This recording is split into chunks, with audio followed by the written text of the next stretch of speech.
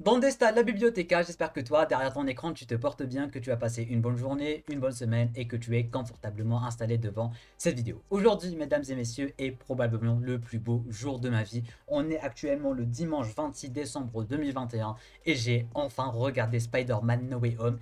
Il m'a mis par terre, j'ai pris une claque pas possible. Du coup, aujourd'hui, on se retrouve pour parler de Spider-Man No Way Home d'une façon 100% avec spoiler, sans montage, sans script, sans rien du tout, juste de quoi laisser mon cœur de fan sur-hypé qui va exploser, parler et dire tout ce qu'il a à dire en ce qui concerne ce petit chef-d'œuvre, cette petite pépite, mesdames et messieurs. Petit pouce bleu, abonnement si ce n'est pas déjà fait et si tu kiffes le contenu global de la chaîne YouTube, merci à tous ceux et celles qui s'abonneront. On est de plus en plus nombreux plutôt dans la chaîne et dans la communauté et tout ceci, c'est grâce à vous. Sur ce, sans plus tarder, sans perdre une seule seconde de plus, let's go.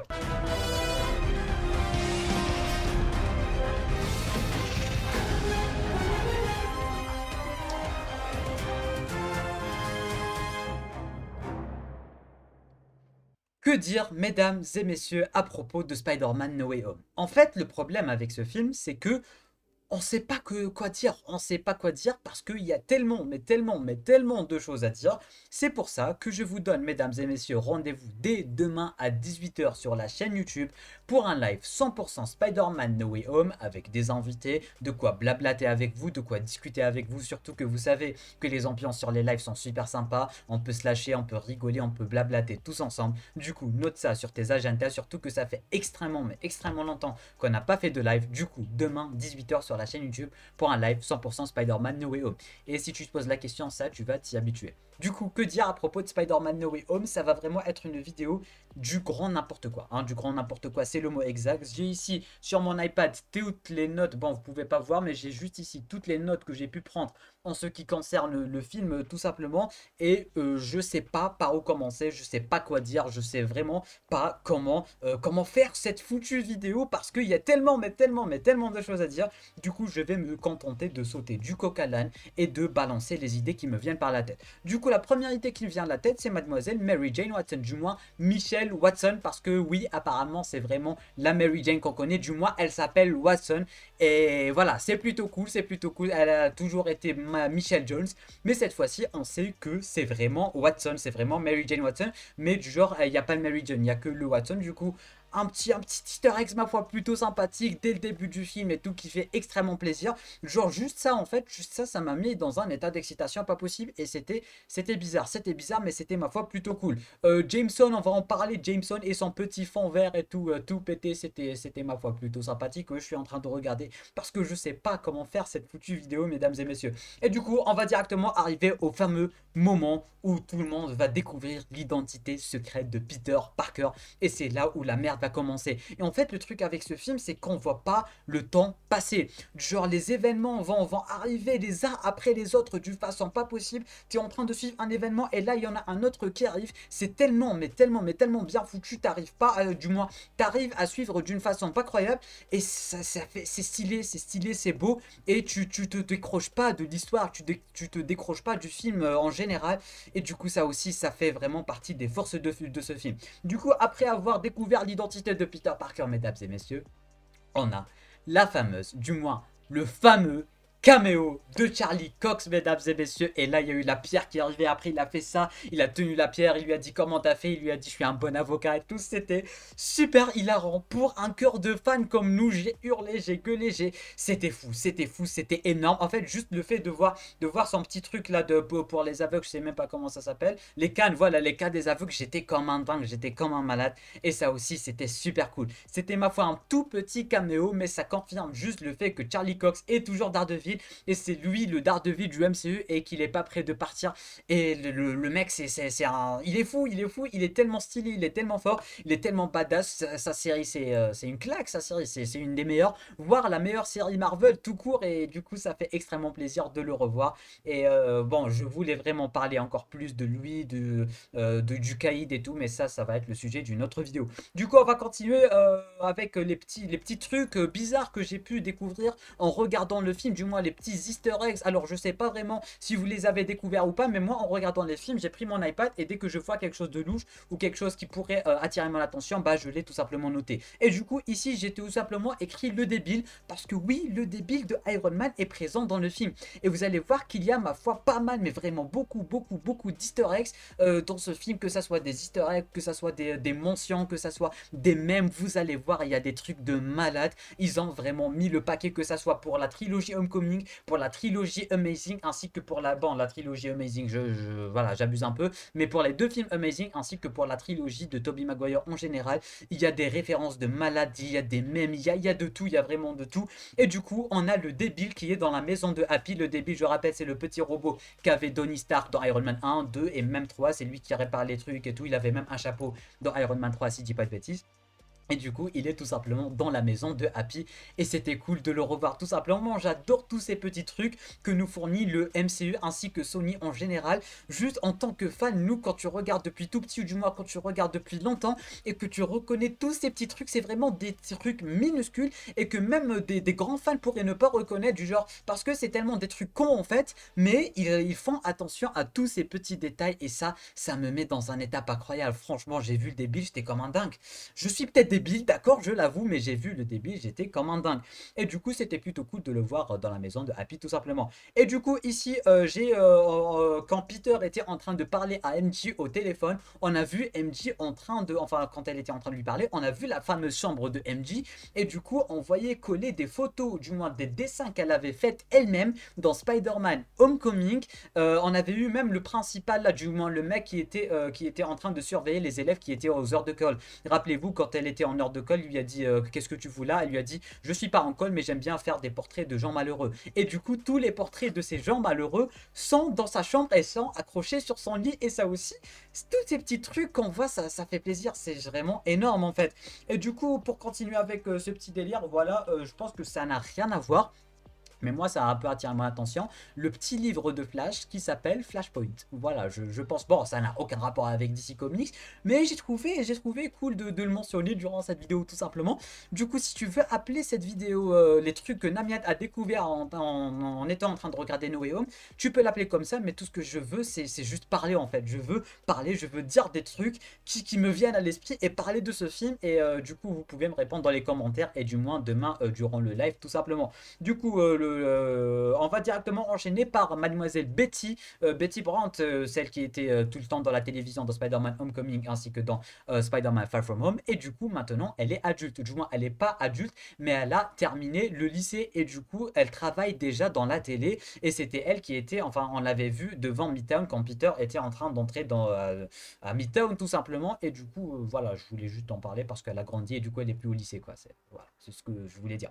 On va enchaîner directement avec les profs de Peter quand il est rentré. Il y a eu les trois profs, il y avait un peu du Civil War durant, avec ses profs. Genre, il y avait Harrington qui était pour Peter, il y avait l'autre, le coach sportif là qui a eu un peu plus de barbe, une petite blipichette. Lui aussi, lui il était pas trop du côté de Peter, du genre. Et il y avait aussi le mec, JB Smoove, le prof joué par JB Smoove, qui lui aussi s'est fait une petite barbe. Et du coup, et lui, je sais plus avec qui il est, mais globalement, vous avez vu ce que je voulais dire. En tout cas, c'était plutôt cool. Et ils avaient un peu peur de lui, d'un côté, pas du tout. Une petite barbe, quelques petites allusions. Ils lui ont même préparé un petit décor et tout. Et sur ce décor, on pouvait voir Howard Stark, on pouvait voir pas mal de trucs. Et c'était aussi plutôt cool comme allusion, tout simplement. Du coup, on va directement continuer par parler de l'étoile de la mort. L'étoile de la mort, elle était présente et on l'a vue deux fois. La première fois, je me rappelle plus, mais vu que je l'ai écrit, elle était sûrement dans le film. Et la deuxième fois, c'est tout simplement à la fin du film quand Peter a pris la petite figurine et l'a posée sur son étagère de sa nouvelle maison. Et là, ça m'a vraiment terminé, mesdames et messieurs. On enchaîne directement avec le petit t-shirt taxi, vous l'aurez tous reconnu. Quand Iron Man avait demandé à Peter d'enlever ses vêtements, du moins quand il lui a enlevé son costume, Peter lui avait dit qu'il avait plus, qu'il n'avait pas de change, de costume de rechange. Et du coup, il a apporté un petit t-shirt taxi. Et il portait ce t-shirt taxi quand tout le monde a su que c'était Spider-Man pour se couvrir, quoi. Vous avez compris. compris ce que je veux dire. Et ça aussi, c'est une allusion à Homecoming, ma foi, plutôt sympathique. Toujours en parlant de Homecoming, on a aussi une petite allusion à Liz Allan, tout simplement Liz Tooms, comme vous aimez l'appeler. Mais en tout cas, elle était présente sur des... je sais pas comment on appelle ça. Elle était présente sur des étagères quand Strange était en train de poursuivre Peter. Et voilà, c'était juste un petit caméo pas fait exprès, quoi. Et du coup, personnellement, j'aurais vraiment adoré voir la réaction de Liz quand elle se rend compte que Peter est Spider-Man et tous les trucs avec son père. Et du coup, elle va se rendre compte que c'est lui qui a arrêté son père. Et pourquoi du comment il n'était pas là, pourquoi il arrêtait pas de disparaître et tout. J'aurais adoré voir sa réaction. Mais malheureusement, ça s'est pas fait et ça fait pas de mal. Mais j'aurais vraiment aimé la voir. On va directement enchaîner, mesdames et messieurs, par le Squantum Conturum, une petite allusion à Thor quand il était arrivé la première fois au Squantum Conturum, et il y avait des genres d'épées, des genres de kunai de Naruto empilés comme ça, et du coup Thor les avait touchés, et là aussi on les avait vus. Je pense que c'était Peter ou MJ ou Ned qui les avait touchés. Voilà une petite allusion, ma foi, plutôt simple. Bon, c'est pas vraiment une allusion, mais c'est juste un petit détail qui n'a aucun sens, mais qui fait plaisir parce qu'on se rappelle quand Thor les avait fait tous tomber et que Strange n'avait pas kiffé. Quelque chose me dit que c'était Thor.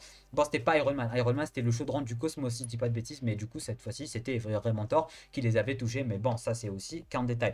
Du coup, la petite cape de Spider-Man quand il était en Iron Spider et quand il a lancé sa cape et tout pour voler et tout. Et cette scène, elle était épique, elle était géniale. Surtout quand il s'est mis à contrôler les bras du docteur Octopus. C'était génial comment il s'est foutu de sa gueule avec la meuf du MIT. Là, c'était vraiment génial. Comment il lui a dit de pas bouger, comment il était en train de faire comme ça et les bras étaient en train de bouger dans tous les sens.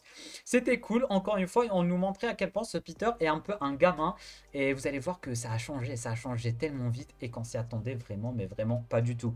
On va directement enchaîner par...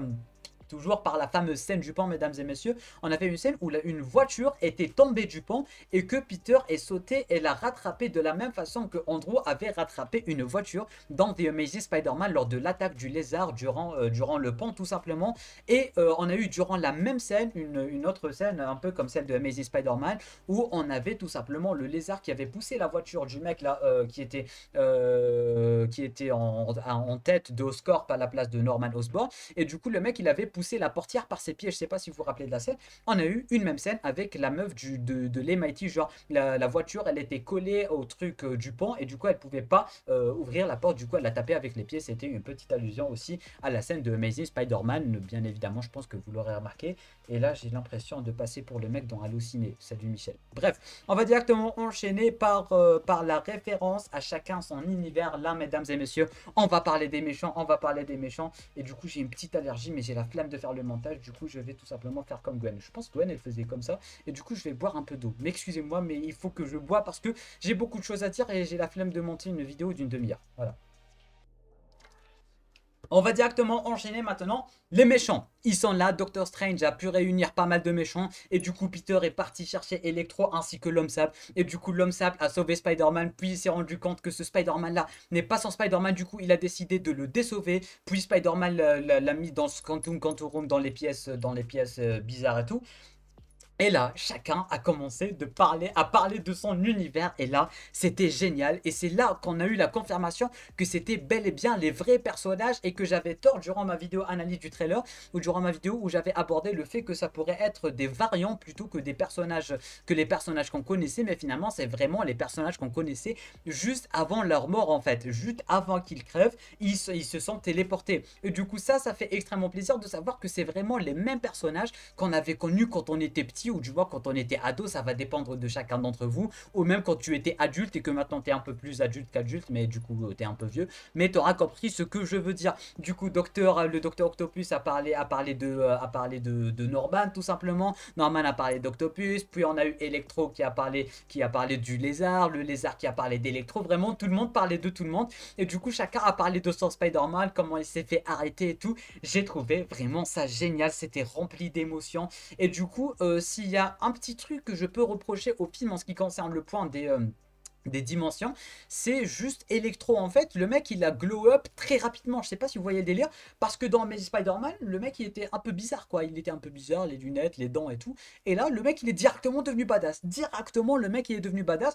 En vrai, d'un côté, c'est compréhensible parce qu'en fait, quand il était devenu électro, directement, le mec il a changé directement. Il était plus aussi un peu con et débile que quand il était Max Dillon. Et du coup, j'ai bien aimé le petit côté coupe où on voit presque, enfin coupe presque boule à zéro parce que dans Amazing Spider-Man il était à boule à zéro et du coup quand on lui enlève l'électricité bah il avait un peu de cheveux ce qu'on n'avait pas remarqué et ça c'était plutôt cool mais globalement j'ai vraiment adoré cette petite scène où tout le monde était en train de parler de son univers, tout le monde a parlé comment il s'est battu contre Spider-Man, les petites références par-ci par-là qui font extrêmement mais extrêmement plaisir, surtout quand tu regardes depuis longtemps, c'était plein de nostalgie, de sensations fortes quand Dr. Octopus a dit que chacun était mort par un Spider-Man, Doctor Strange, combat Spidey, Doctor Strange, c'était épique. En fait, j'arrête pas de faire tomber mon iPad comme ça et tout, faites pas attention à ça. En fait, tout était épique durant ce film et on avait des scènes de fou. C'était du fanservice, on va pas se mentir, mais du fanservice de bonne qualité et ça fait plaisir parce qu'on attendait du très lourd de ce film et on est très clairement pas déçu. Personnellement, je suis clairement pas déçu et le film, il en vaut très clairement la peine. Du coup, on va directement enchaîner par le bouffon vert. Là, c'était avant qu'il arrive dans sa cellule. Le bouffon vert qui avait son masque collé sur la benne à ordures. La petite référence à Spider-Man 1 quand le masque, du moins quand le bouffon était en train de parler à Norman Osborn. Sauf que dans Spider-Man 1, le masque était mis sur le fauteuil. Et du coup, on a eu une référence super sympathique. C'était la même scène. Même Willem Dafoe, le mec qui s'est joué à un niveau pas croyable. Il est flippant. Il est flippant quand il allait prendre le couteau quand Spidey a eu son Spider-Sense. Mon cœur s'est arrêté de battre. Je vous jure, mesdames et messieurs, quand mon cœur s'est arrêté de battre, il y avait des tensions de fou. Surtout quand Peter a eu son Spider-Sense. Genre, même le Spider-Sense, en fait, on voyait un peu tirant. Surtout quand Doctor Strange lui avait fait ça comme ça. Et du coup, il a projeté sa version astrale de son corps et tout.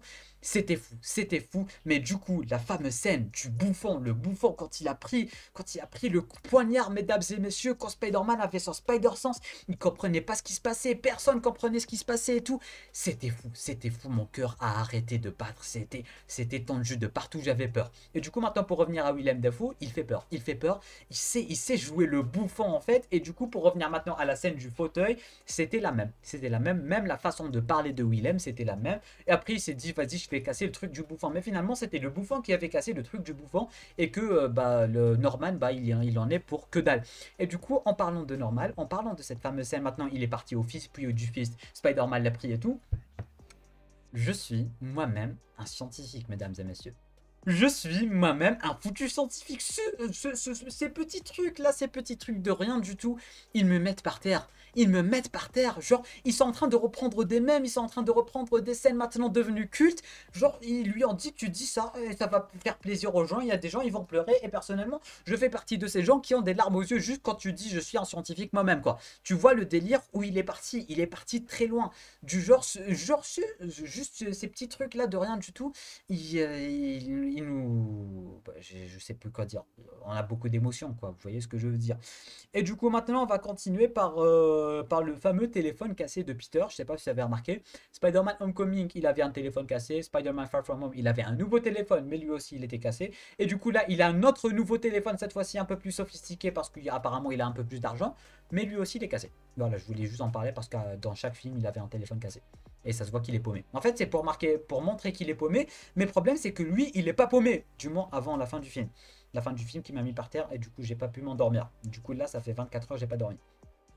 La fin du film, quoi. La fin du film, elle est triste. Le mec, il est tout seul. Il est tout seul, il a plus rien et tout. C'est, il me fait de la peine, il fait de la peine. Franchement, t'as plus rien, t'as perdu ta tante, t'as perdu ta copine, t'as perdu le net, t'as perdu tout. Après, le petit appartement, le petit costume et tout. Bon, bref, ça, je vais laisser en fin de vidéo. Parce que si je me mets à en parler maintenant, je vais casser l'ambiance dès maintenant. Et je veux pas casser l'ambiance dès maintenant. Du coup, petite goutte d'eau. Ceci n'est pas un placement de produit malgré que j'aurais voulu. Du coup, peut-être dans quelques abonnés de plus, mais voilà.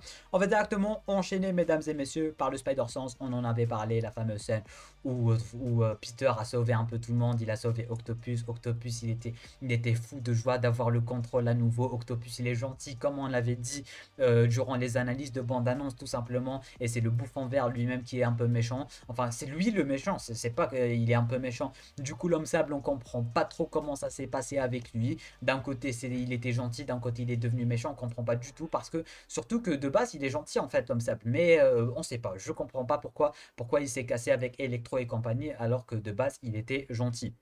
Cette fameuse scène, mesdames et messieurs, je pense qu'on est tous d'accord pour dire qu'elle était remplie d'émotions, de sensations fortes. C'est le combat dans l'immeuble, il était épique. D'un côté, on avait les armes.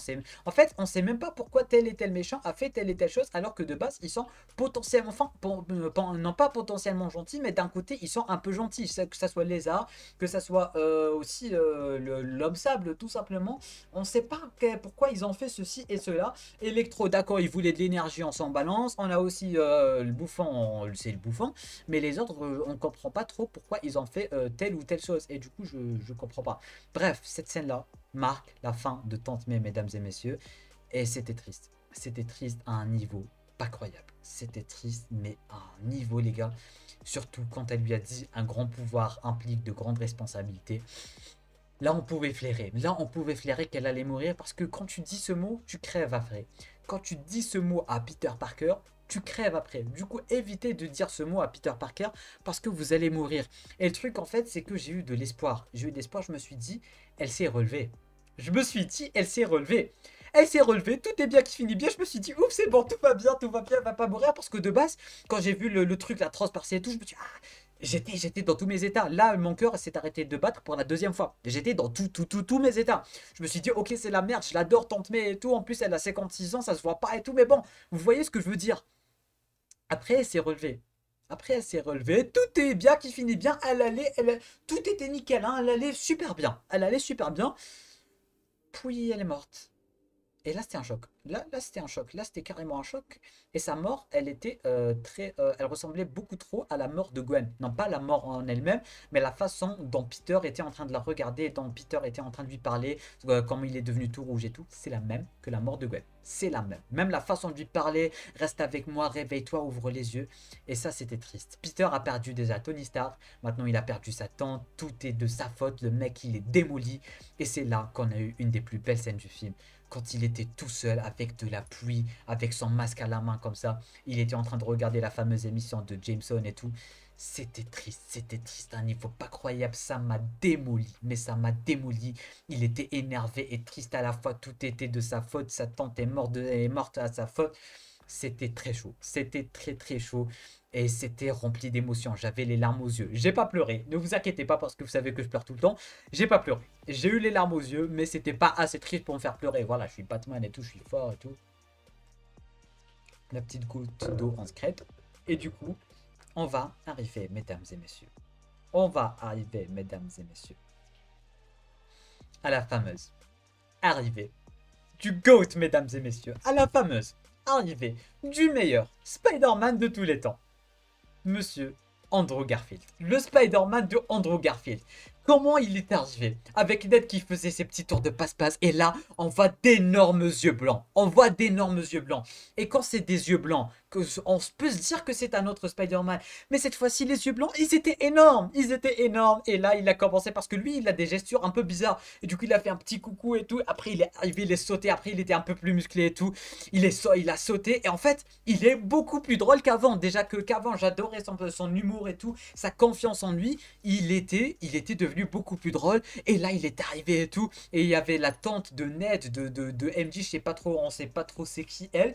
Ou du moins, peut-être que vous savez, moi je suis un peu con pour le savoir. Mais du coup, elle a eu peur. Et là, il enlève son masque. Et c'était épique. C'était épique. C'était épique. Est-ce que tu comprends ce que ça veut dire que c'était épique? Est-ce que je hurle dans tes oreilles? Bien sûr que je hurle dans tes oreilles parce que là, je suis en train de voir sur mon retour que le micro, il marque du rouge. Il me dit que t'es au maximum là. Mais c'était Andrew, mesdames et messieurs. Le meilleur Spider-Man est de retour. Andrew est de retour. J'ai adoré la façon dont il est revenu. C'était épique avec le thème, n'en parlant même pas. La façon dont il est venu après quand il s'est accroché comme ça, quand il a enlevé la toile d'araignée. C'est du Spider-Man, c'est du Amazing Spider-Man tout craché. C'est du Spider-Man d'Andrew tout craché. Et vous savez à quel point j'aime Amazing Spider-Man 2. Vous savez que Amazing Spider-Man 2 est mon film préféré, tout film préféré confondu. Vous savez que je suis le seul à défendre ce film depuis très longtemps et que j'adore ce film. Et maintenant, il y a tout le monde qui dit release Amazing Spider-Man 3. Il y a tout le monde qui adore Andrew Garfield maintenant. Quand j'étais en train d'hurler depuis 2014 à dire que c'est le meilleur personnage, du moins le meilleur Spider-Man, personne ne croyait. Tout le monde s'en foutait. Ouais, Toby, ouais, Tom, je sais pas quoi. Andrew, maintenant tout le monde a fermé sa gueule. Tout le monde veut un nouveau film d'Andrew. Tellement Andrew, en fait, il avait juste besoin d'un bon texte, d'un bon film, d'une bonne réalisation. Et c'est bon. Andrew, il a brillé. Andrew, il a brillé plus que Toby. Plus que Tom, il a brillé plus que tout le monde. Il avait coaché Tom. Enfin, il avait... Bon, vous savez quoi? On va appeler le Peter Parker d'Andrew. Du moins, on va appeler Peter Parker d'Andrew Andrew. On va appeler Peter Parker de Toby Toby. On va pas appeler Peter Parker de Tom Tom.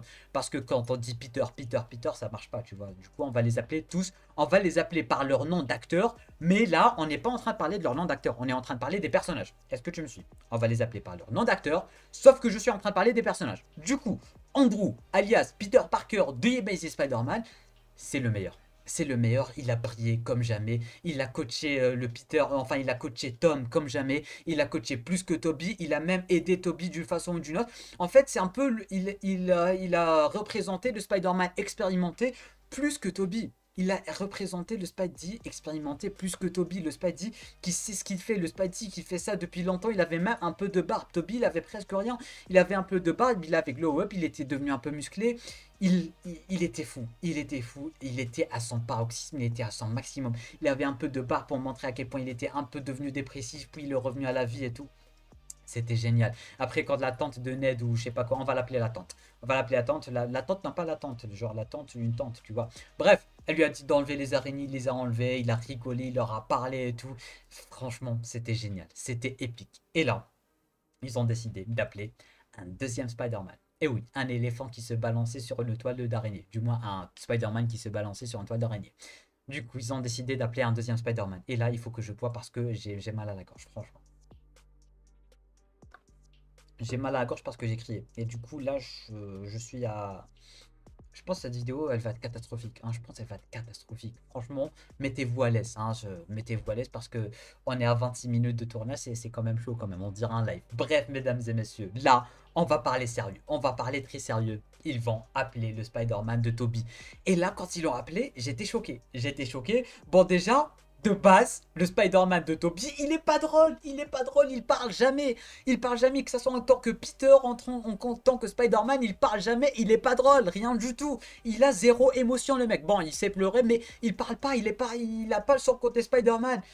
Ils ont boosté ses blagues, ils ont boosté son côté Spider-Man, ils ont ramené les mêmes, en fait on va même pas en parler des VF, les VF on va même pas en parler, Donald Rigno et compagnie, ils les ont ramenés, et du coup Toby, il a aussi glow up. Bon, son corps, il a pas si glow up que ça. Mais du coup, il sait faire des blagues.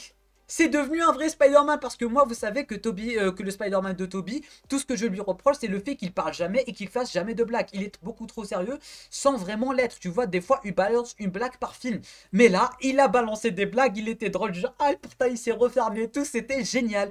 J'ai, genre, Toby, bon, on va pas dire, je le mettais au même niveau que Tom, surtout avec la nostalgie et tout. Mais là, il a glow up parce que c'est bon, ils ont réglé tout ce qui allait pas avec Toby. Parce que Toby, c'est le meilleur, enfin, c'est un des meilleurs. En face, tous les trois sont les meilleurs. Mais là, en fait, ils ont réglé ce qui allait pas, c'est-à-dire l'humour. Du coup, l'humour est de retour et même le petit côté scientifique et tout. Ah, le portail s'est refermé, puis la toile génétique et tout. Quand il s'est battu contre le Spider-Man d'Andrew, quand ils ont tous les deux eu le Spider-Sense et quand ils ont réagi ensemble, c'était fou. C'était fou. Sauf que personnellement, quand je l'ai vu arriver sans son costume, je me suis dit c'est la merde, ça sera un caméo. Je me suis dit c'est bon, c'est la catastrophe. Sauf que ils ont laissé le costume. Moi, quand je l'ai vu sans costume, je me suis dit ok, ils vont laisser le costume pour nous proposer une scène badass du genre comme dans Spider-Man 3 quand il prend la malle, il l'ouvre comme ça, on a le thème et il met le costume. Mais on n'a pas eu ça. Du coup, d'un côté c'était cool, d'un côté c'était pas cool parce que d'un côté je croyais que ça allait juste être un caméo. Après il a fait ça et après on voyait le costume. Bon, moi j'ai pas de costume parce que il est dans le placard. Il est dans le placard, mais vous voyez ce que je veux dire. Et du coup, c'était cool, mais pas cool parce que j'aurais voulu qu'il fasse une scène comme ça, mais c'était sympa parce qu'on avait un genre de suspense durant tout le film.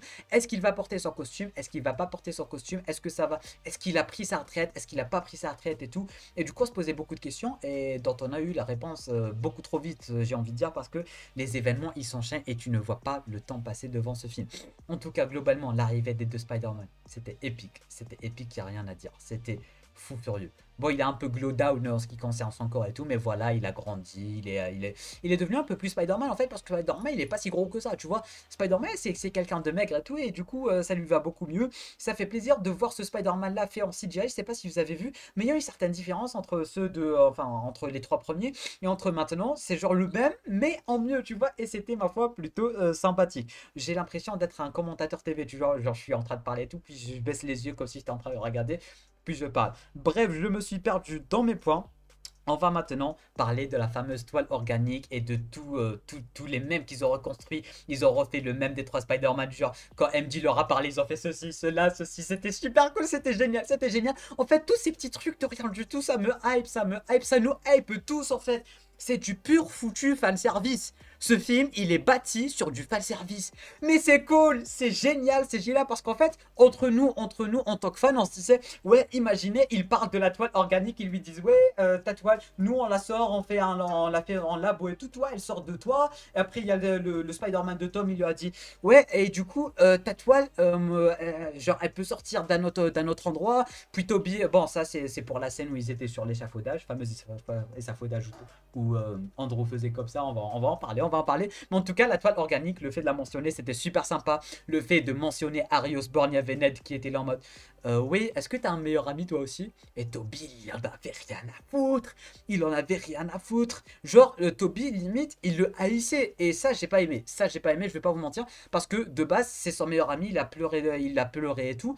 Et après, ils se sont réconciliés. Mais la scène nous montrait qu'il en avait rien à foutre et que ça l'avait un peu énervé. Il était en mode, ouais, il a essayé de me tuer. Il est mort dans mes bras et tout, tu vois, c'était un peu bizarre. Après, il y avait Andrew qui disait mec et tout. Bref, c'était un délire parce qu'Andrew aussi, ça lui arrivait la même chose vu que l'autre c'était son meilleur ami, mais son meilleur ami depuis longtemps, puis ils sont redevenus meilleurs amis. Je sais pas si vous voyez le délire avec le Harry Osborn de Amazing Spider-Man, mais je pense que vous voyez ce que je veux dire. Et en parlant de mec, la fameuse scène de mec, dès le début, c'était cool. Dans le début, le tout début.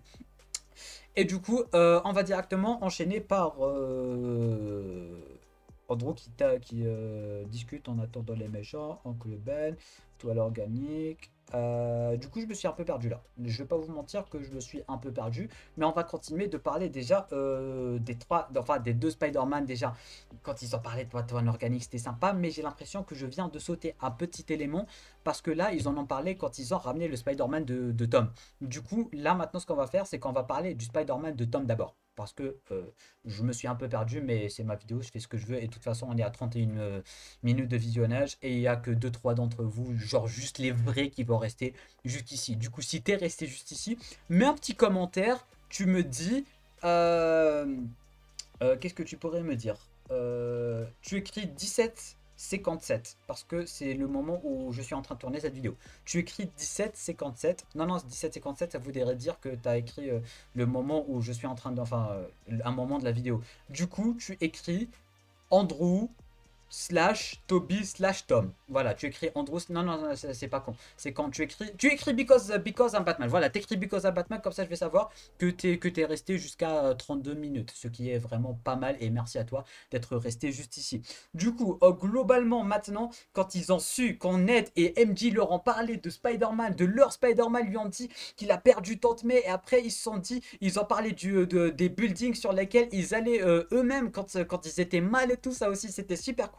Puis MJ s'est remémoré le toit, ils sont partis, Tom était en pleurs, c'était fou, c'était tellement triste. Et là on les voyait tous les trois, enfin on les voyait tous les deux avec un peu de lune et tout. Après ils ont sauté, ils ont parlé de Oncle Ben. Et là, vous savez, dès que je me mets à crier, dès que ça se voit que je vais parler d'Andrew, et là il a parlé de Gwen. Et là il a parlé de Gwen en pleurs. Il a parlé de Gwen, comment elle est morte. Toby lui a parlé d'Oncle Ben, qui l'avait tué, le mec qui avait tué Oncle Ben. Andrew, la même chose, franchement. Ils étaient en train de le coacher et le truc c'est qu'on a l'impression que c'est Andrew qui coach le plus et qui les coach tous les deux. On a l'impression que c'est Andrew qui est un peu plus expérimenté que les deux et ça fait plaisir parce que vous savez que j'adore le Spider-Man d'Andrew Garfield et il a brillé à un niveau pas croyable sur ce film. En fait, ils ont tous les trois brillé, mais Andrew et Tom, bon, Tom on va en parler après parce que Tom il a glow up à un niveau pas croyable, mais Andrew à quel point il a brillé durant ce film, c'était un truc de malade, mais vraiment un truc de malade. Et du coup, il lui en parlait, voilà, et après ils se sont dit, ok, on va les sauver, c'est le rêve de Tante May et tout. Et là, laboratoire, le Peter de Toby, le Peter de Andrew plutôt a mis sa petite blouse et tout. Il a enlevé ses gants. Après, il a mis d'autres gants. Chacun a commencé à faire ses trucs par-ci par-là. Il y avait beaucoup de tension. Ils ont fait le fameux même. Ned a posé la fameuse question. Puis Ned est parti parler à Peter. Lui a dit, je te jure, je vais pas devenir un super méchant. Puis il y a eu Andrew qui a fait un petit clin d'œil. Genre, ça, c'est son épaule. Dites-vous que ça, cette bouteille-là, c'est l'épaule de Ned. Et moi, c'est Andrew. Il lui a fait comme ça. C'était cool. C'était super cool parce qu'il sait que d'un côté ça pourrait se passer et c'était super cool. Toutes ces petites allusions, c'était vraiment génial quand ils étaient en train de parler tous en même temps. Et après, quand Andrew, en fait, Andrew, il avait un peu changé, on va pas se mentir, parce que d'un côté, il était devenu beaucoup plus drôle, d'accord, mais aussi un peu plus mature, mais aussi un peu plus, comment dire, sentimental, si je peux dire ça comme ça. Ouais, je vous aime, j'ai toujours rêvé d'avoir des frères et tout. C'était vraiment super sympathique de le voir comme ça, de le voir sous cet angle. Et quand il a parlé de Gwen et tout, vous savez à quel point on adore tous ces délires, un grand pouvoir. Quand Tom leur a dit un grand pouvoir, eux en dit implique de grandes responsabilités. Tous ces petits trucs par-ci par-là, ça nous met dans des états d'excitation pas croyables. Franchement, pas croyable. Quand ils ont dit MJ, Mary Jane, non, moi c'est Michel et tout. Franchement, tous ces petits trucs du genre, il faut que tu aies regardé le tout avant de regarder lui. Mais il faut que tu connaisses déjà, non pas uniquement regarder, juste pour connaître tout ce qu'il y a à savoir à propos de ce film. Et ça, c'est fou, ça c'est puissant à un niveau pas croyable. Et du coup, maintenant, mesdames et messieurs, ils sont à la bataille finale. Ils vont attendre leurs ennemis. Ils vont attendre les ennemis, et là, et là, et là, ils vont commencer à parler entre eux. Ouais, c'est qui le meilleur méchant que t'as? Enfin, le méchant le plus bizarre. Il y a Tom, il aura parlé de Thanos. Il y a Andrew, il aura parlé du Rhino. Il y a l'autre qui aura parlé de Venom, un truc gluant, je sais pas quoi. C'était fou. Leur alchimie entre tous. Et surtout, cette fois-ci, c'était Toby qui avait brillé. Parce que Toby, de base, il était pas drôle. Mais là, il avait brillé avec sa drôlitude. Je sais pas si ça se dit ou pas. Mais vous voyez ce que je veux dire? Après, ils ont encore fait une référence au même, vous savez. Et les mêmes, il y en a eu partout. Toby, en fait, Toby, à chaque fois qu'il était là, il reproduisait un mème. Quand il pleurait, quand il souriait, quand il a fait comme ça, je sais plus comment, quand il a parlé du portail et tout, à chaque fois qu'il était là, il parlait du même. Et là, il a parlé de son dos. La fameuse scène où il disait, bon, la VO est meilleure, my back et tout. Et là, il y a Andrew lui a fait comme ça et puis il lui a réparé son dos. Tous ces petits trucs là, ça fait extrêmement plaisir. Ils ont parlé de Thanos, de Venom. Après, ils ont parlé des Avengers. Et Toby a fait comme s'il connaissait les Avengers. Oh, les Avengers! Et après, ils étaient là en mode, ouais, c'est qui et tout. C'était fou. C'était fou. Leur alchimie entre tous. Un Spider-Man, c'est bien. Deux Spider-Man, c'est mieux. Mais trois Spider-Man qui ont tous le même caractère. Et encore une fois, cette fois-ci, j'avais peur qu'ils aient pas le même caractère. Parce que Toby, il a un caractère différent. Les deux premiers, d'accord, ils sont drôles et tout. Mais Toby plutôt, il a un caractère différent. Cette fois-ci, il avait le caractère des deux autres en fait parce qu'il était drôle et tout. Et du coup, il marchait avec leurs blagues et tout. C'était génial. C'était génial. C'était fou. C'était fou. Et après, Andrew leur a dit, ouais, j'ai jamais eu de frères, j'ai toujours rêvé d'avoir des frères et tout. Et après, même après la scène d'avant, ils l'ont coaché, ils lui ont dit qu'il fallait pas tuer et tout. C'était fou. C'était fou. Et là, les méchants vont arriver. Et quand les méchants vont arriver, il faut que je bois pour continuer de parler des méchants, bien évidemment. J'ai oublié de parler de Doctor Strange. De Doctor Strange et son combat contre Spider-Man. C'était fou. C'était stylé. C'était stylé, petit truc. Parce que Spider-Man, en fait, il réfléchit. Il réfléchit. Et du coup, c'était cool de voir comment il a battu Doctor Strange et tout. Il a battu Doctor Strange. Il a battu Doctor Strange. C'est pas quelque chose à prendre à la légère. Et du coup, mesdames et messieurs, les méchants sont arrivés. Le combat commence. Et dès que le combat commence, on nous montre déjà c'est une des plus belles scènes de l'histoire du cinéma. C'est l'une des plus belles foutues scènes de l'histoire du cinéma. Mais ça, c'est juste ça, c'est après la plus belle scène de l'histoire du cinéma. Parce qu'au début, on nous montrait à quel point ils n'étaient pas du tout chorégraphiés, à quel point chacun faisait n'importe quoi, à quel point ils se faisaient tous démolir. tout le monde se faisait démolir. Et là, ils se sont dit, Peter 1, Peter 2, Peter 3, réunion. Et là, ils se sont mis à parler, bon, déjà, c'est qui Peter 1, c'est qui Peter 2, c'est qui Peter 3. Après, ils se sont dit, voilà, ils se sont mis d'accord sur un truc. Et là, une des meilleures scènes de l'histoire du cinéma, ils ont couru ensemble, ils sont sautés ensemble. Et j'ai oublié de parler de la scène où Andrew a mis son truc et tout, quand il a dit, Wallah, c'est pas moi et tout, c'était cool quand même. C'était cool parce que on savait qu'il était là, il a quand même dit qu'il n'était pas là. Et après, on a eu cette même scène qu'on avait sur fond bleu en 4K en plus, c'était cool. Du coup, la fameuse scène, ils se sont mis tous à courir, puis quand ils se sont accrochés à Tom, puis ils ont couru, enfin, puis les pirouettes et les web swinging ensemble et tout, ça a été fou. C'était génial, c'était épique, c'était un truc de malade mental, c'était un truc de fou furieux. Tu peux pas, c'était génial. En plus, avec les musiques n'en parlons même pas. Les thèmes des personnages, les thèmes des méchants, c'était fou, c'était fou, c'était fou, c'était fou. Surtout quand ils se sont enfin synchronisés, ils ont connecté leur Spider-Sense. Du coup, quand quelqu'un jette quelque chose, l'autre peut l'attraper sans même le voir. Quand Toby, par exemple, il était occupé avec l'homme sable, il a attrapé le truc sans même le voir parce qu'il était sous l'homme sable. Et du coup, ils ont sauvé chacun leurs ennemis. En parlant de l'homme sable, en fait, on croyait que l'acteur n'était pas venu. Mais finalement, ils ont fait revenir l'acteur parce que durant tout le film, on savait pas que l'acteur allait revenir. Même chose pour le lézard. Le lézard, il a glow up, il avait une nouvelle coupe de cheveux, il avait des traits et tout. Et il commençait à parler. Après, il avait des dents et tout. C'était cool, c'était stylé. Tous ces petits trucs, ça fait vraiment super plaisir. Et même le lézard, ils ont fait revenir l'acteur. Bon, c'était que pour quelques millisecondes, mais c'était aussi super cool. Et là, mesdames et messieurs, il y a MJ qui va tomber. Il y a MJ qui va tomber. Et là, j'ai pleuré. Là, je vais pas vous mentir, là, j'étais comme ça, j'ai pleuré, j'avais les larmes aux yeux. C'était fou. Là, c'était fou. Et là, en fait, on s'attendait tous à cette scène. Du moins, on voulait tous cette scène, la team. On la voulait tous. MJ est tombé. Peter a sauté pour la sauver. Et Peter s'est fait prendre par le bouffon vert. Andrew a sauté pour la sauver. C'était la plus belle scène que j'ai jamais vue de toute ma vie. Il a sauté, il l'a sauvé. Et là, on avait les trucs qui étaient en train de tomber, un peu comme les horloges de Van Gogh. Il a sauvé. Et il s'est mis à pleurer. Et je me suis mis à pleurer avec lui, bien évidemment. Sinon, c'est pas drôle. Il l'a sauvé, il s'est mis à pleurer. C'était tellement émouvant. C'était un truc de fou. La plus belle scène que j'ai jamais vue de toute ma vie. C'était fou. Genre, il s'est racheté et après, il se rappelait de quoi. Et en fait, il a directement éclaté de pleurs. C'était pas des petites larmes ou juste les larmes aux yeux. Il a éclaté de pleurs parce que d'un côté, il est content, d'un côté, pas du tout. D'un côté, il s'est racheté. C'était génial. C'était génial. Cette scène-là, elle était épique. Et tout le monde, ça. En fait, on s'attendait pas à cette scène, mais on voulait cette scène et on a eu cette scène. Et tous les trucs qu'on voulait, on les a eus.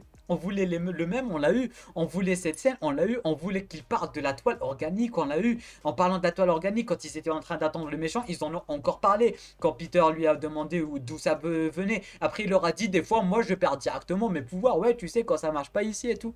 Bref. C'était fou. Après, Andrew, il aura aussi parlé de sa dépression quand il a arrêté, puis quand il est revenu et tout. Franchement, tous ces petits trucs, c'est fou, c'est fou. J'ai l'impression de me répéter, mais ce film, il m'a marqué. Il m'a marqué de bien des façons et c'était vraiment génial. Du coup, mesdames et messieurs, maintenant, on va parler de la fameuse relation des Spider-Man avec leurs méchants et le pardon. Le pardon qu'ils ont eu. Par exemple, ils se sont tous décidés en fait à sauver leurs méchants. Après, les méchants, ils leur ont pardonné. Par exemple, quand Peter Andrew a enfin parlé avec Electro, Electro lui a vraiment parlé gentiment parce qu'en fait, tout a commencé d'un malentendu entre Spider-Man et Electro. Genre, Electro a marché, il a cru que Spider-Man se foutait de sa gueule, c'est bon. Et après, il s'est rendu compte que non et tout, surtout quand il a connu son identité. Puis il lui a dit, ouais, t'as sauvé tout le monde et tout, j'ai cru que t'étais noir et tout. Et après, ils ont parlé du fait que Andrew ne voulait pas tout ça et tout. Franchement, après, il lui a pardonné les petits serrages de main. Même chose pour le bouffon aussi. Après avoir poignardé l'autre, ils ont tous eu leur rédemption en quelque sorte. Et Dr. Octopus, n'en parlons même pas. Le mec, il a été mis un peu trop en avant, que ce soit les posters, les trailers. Mais finalement, c'est le seul qui n'a pas été aussi présent que ça. Du moins, vu les attentes, parce que le lézard, lui non plus, il n'était pas si présent que ça. Mais vu les attentes, on attendait qu'Octopus faisait quelque chose. Mais bon, Octopus, il les a sauvés et tout. Il a aussi eu sa rédemption, ça fait quand même plaisir. Mais du coup, j'ai adoré surtout Andrew ainsi que Electro, c'était super cool quand ils se sont parlé et tout. Franchement, en fait, la rédemption, le pardon, et quand ils se remémorent, quand ils parlent entre eux et tout, c'était génial, c'était génial. Surtout quand tu lui as parlé des lunettes, en fait, et les Spider-Man, quand ils sont en train de se battre, ils parlent en même temps, et ils balancent des références par-ci par-là, ils parlent avec leurs méchants, ouais, tu te souviens de ceci, tu te souviens de cela, moi je suis mort de cette façon, moi je suis mort de cette-ci, patati patata, c'était vraiment super cool, tous ces petits aspects, tout simplement. Et du coup, maintenant, on va tout simplement, bon, le balancement en groupe, on en a déjà parlé. L'explosion de colère de Tom. J'ai l'impression de faire des titres de vidéos là. L'explosion de colère de Tom. Il a pris la. Vous avez regardé les. Enfin, vous avez joué au Batman Arkham Knight Origins et tout. Quand tu cliques sur rang, déjà il met la cape. Quand tu mets la cape, l'ennemi il est étourdi. Et là tu C'était la même chose. C'était la même chose. Et il était méga vénère. Il était énervé à un niveau pas croyable. Il était en train de taper de toutes ses forces. Il s'est remémoré Tante May. Il s'est remémoré tout. Et personnellement, je voulais faire la même chose parce que je l'ai détesté. Le bouffon à ce moment-là, c'était le diable incarné. Surtout quand il a tué Tante May. Quand il y a eu le Spider-Sense et tout. C'était fou. C'était fou. Même moi, il a failli me faire une crise cardiaque. Comment il a commencé à le taper et tout. Après, il a eu le petit engin. Et Andrew a dit à Toby qu'il fallait pas et tout. Et après, Toby l'a rattrapé et tout en disant non. Et là, Toby s'est poignardé. Là, Toby s'est fait poignarder. Là, j'ai perdu mon souffle. Là j'ai failli tomber dans les pommes. Là, j'avais le visage tout blanc. Pourquoi j'avais le visage tout blanc? Parce que c'était la fin du film. Et du coup, bah, il y a un Spider-Man, il y a le tout premier Spider-Man qui s'est fait poignarder. J'ai eu peur, j'ai eu peur. Je me suis dit, il va mourir. Après, quand il s'est relevé, je me suis dit, il va quand même mourir parce qu'ils ont fait la même chose avec Tante May. Me donnait pas d'espoir, mais finalement, il est pas mort. Et ça, c'était super cool. Ça, c'était cool parce que finalement, il est pas mort. Mais je m'attendais. C'était fou parce que on s'attendait à ce qu'il crève, mais finalement, il a pas crevé. Ben, parce que de base, on se disait, ouais, c'est le premier et tout, il va crever, mais finalement, non. Mais d'un côté, oui, tu vois ce que je veux dire ou pas? Parce que d'un côté, c'est arrivé la même chose avec Tante. Du coup, je me suis dit, il faut vraiment en avoir le cœur net et on va pas sauter trop vite aux conclusions. Comme l'a dit si bien MJ, elle a dit quoi déjà MJ? Mieux vaut s'attendre au pire ou quoi que ce soit. Bon, bref, vous voyez ce que je veux dire. Et du coup, les mêmes, on en a déjà parlé, les scènes cultes, Bye Back, etc. Et là vient le moment des adieux, mesdames et messieurs. Quand Doctor Strange a parlé avec Spider-Man, quand il s'est rendu compte que Spider-Man avait raison, il a commencé à fermer les portails. Et là, il y avait une seule solution. Que tout le monde oublie qui est Peter Parker. Et là, il faut que je bois.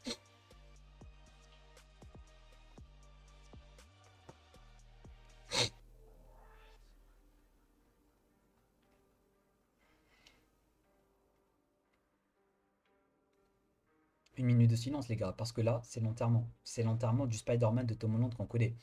Du coup, il a dit adieu à Doctor Strange. Doctor Strange a avoué qu'il l'aimait bien déjà. Doctor Strange a avoué qu'il aimait bien Spider-Man. Il lui a dit adieu. Après, il est descendu dire adieu aux deux autres Spider-Man. Et là, c'était fou. Là, c'était fou. Andrew a encore plus brillé que d'habitude, bien évidemment. Il tenait l'autre à tout. Après, il lui a dit avoue ta mal. Avoue ta mal. Il lui a dit. Après, il y a eu le fameux Spider câlin de tous les trois.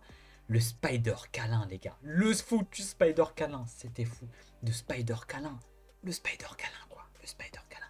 Le Spider câlin. Ça commence à plus avoir de sens. C'était fou. Après, les fameux adieux de Toby Andrew. En fait, Andrew il lui a fait comme ça, le fameux même où le mec disparaît là. Andrew a fait la même chose quand il a disparu, lui a fait comme ça et tout, c'était fou quand il a disparu. Puis il a fait ses adieux à MJ, à Ned, il leur a promis de les revoir. Là, c'était fou. Là, il fallait pleurer. Là, tu pouvais pas ne pas pleurer avec toutes les musiques, toutes les émotions et tout. Il leur a promis. Puis on a la fameuse scène de la promesse. Il va aller les voir. Je m'appelle Peter Parker et je veux un café ou je sais pas quoi.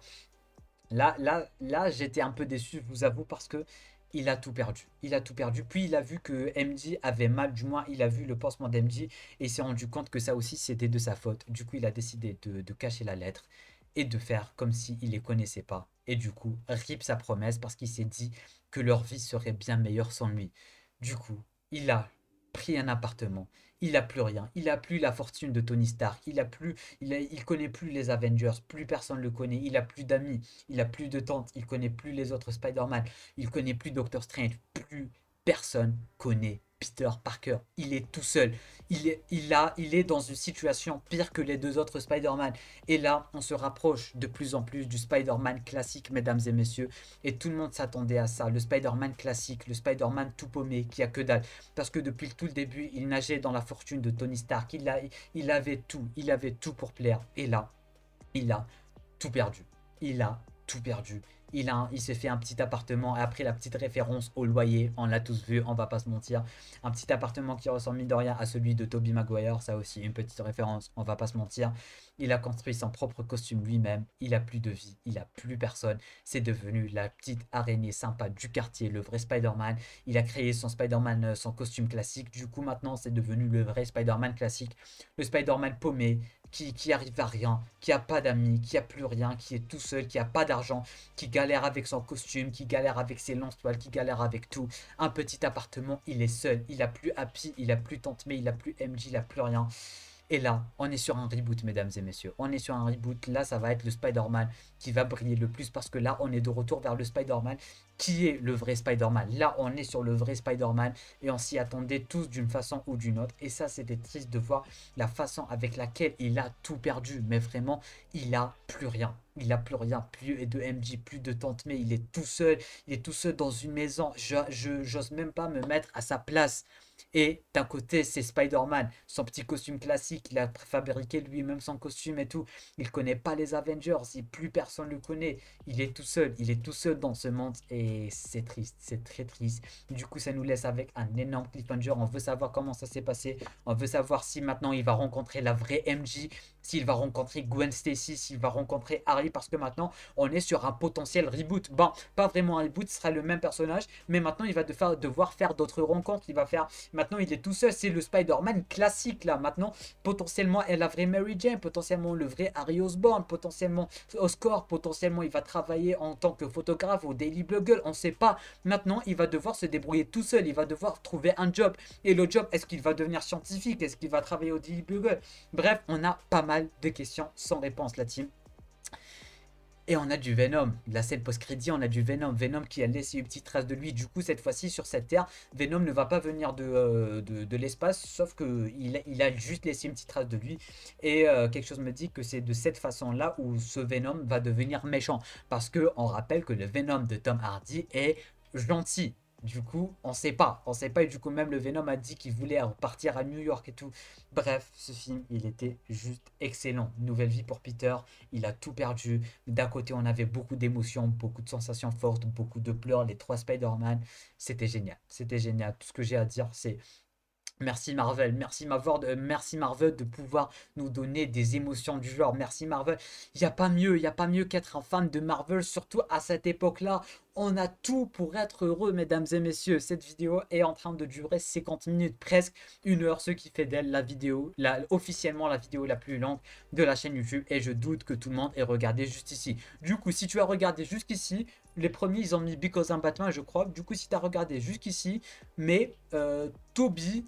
Enfin non, mais Andrew Garfield a brillé. Mais Andrew Garfield a brillé. Non, non, mais Andrew Garfield brille. Voilà, mais Andrew Garfield brille. Comme ça, bon, c'est la même chose. Mais bon, si tu as regardé juste ici. En tout cas, petit pouce bleu, abonnement si ce n'est pas déjà fait. Merci à tous d'avoir regardé juste ici. Il fallait que je dise ce que j'avais à dire. Il y a tellement de choses à dire à propos de ce film.